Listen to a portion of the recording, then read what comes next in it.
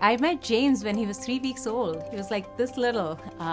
He was diagnosed with a heart defect and was transferred to our hospital from their local hospital for further management. He was not tolerating feeds at that time. He was in heart failure. That's where our journey began. I remember meeting his family right after they got admitted to our hospital and discussing the potential treatment options with them. James has had a few hospitalizations, and the most recent one after his heart surgery for valve repair, he was in the hospital for 6 months. As you can imagine, it was very tough, a very challenging time for both James and his family. But James was a trooper. I think anybody in his shoes would have a tough time facing all the tests that we asked of him to do, facing complete disruption of his normal life, no schooling, no social interactions. But I think with the help and support of his medical team, his family most of all, he was able to go through it, chug through it.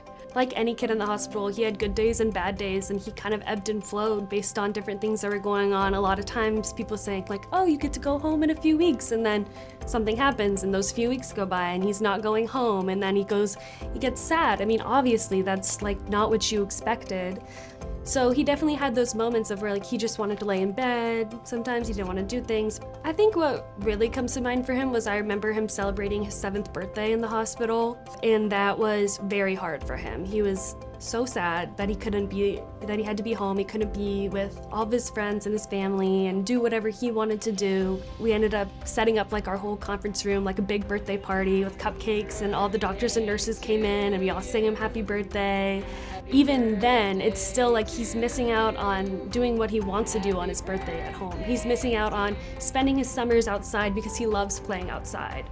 And he's missing out on playing with his dogs and his cats at home and like all those things. I think that is one of the main difficulties, like factors that play into when you have a prolonged hospitalization, and also just the constant lack of control of what your day looks like is kind of like what I'm saying, but also your lack of control of, no, we have to get this blood draw, we have to change your dressing. But then like when he was happy and he was feeling good, like all he ever wanted was to, let's build some Legos, let's paint a picture, let's play with the Hot Wheels cars and my RC car down the hallway, let's do some laps and look out the window. Like he really tried to take his situation and just make it the best that he can.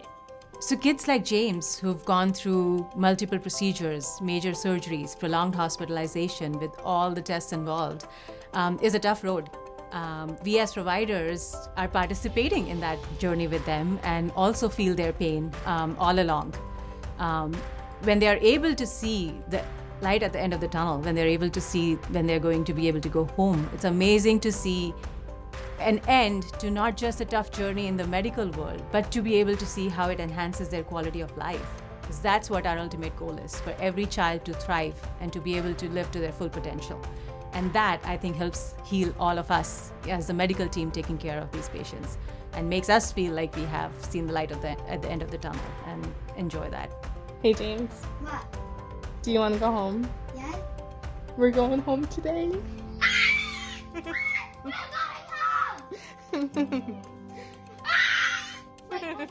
For real.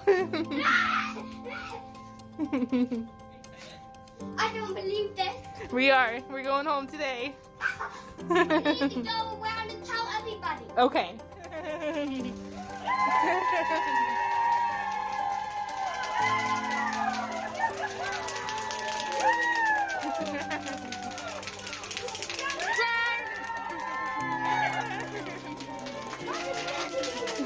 Like, what is it?